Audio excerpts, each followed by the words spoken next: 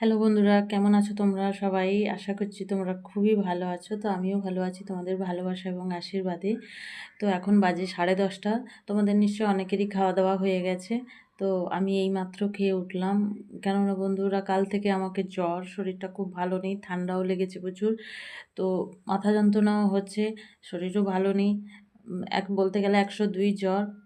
তো তেমন ভালো ভিডিও পোস্ট করতে পারিনি। তো তাই সন্ধ্যেবেলা জ্বর এসেছিলো, শরীরটা ভালো লাগছিল না, ঘুমিয়েছিলাম।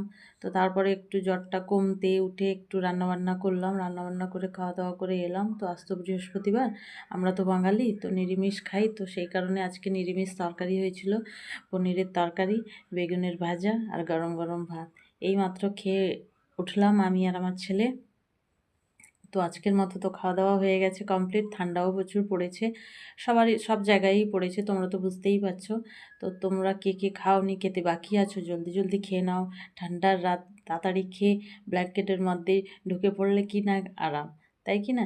তো বন্ধুরা, আজকে আর মানে কি বলবো, খাওয়া দাওয়া শেষ, সমস্ত কাজকর্ম শেষ, এবারে ঘুমোতে যাবো। তাই ভাবলাম তোমাদেরকে গুড নাইট প্রতিদিন ফটোর দ্বারা জানাই, তো আজকে একটু নিজে মুখে বলে জানাই।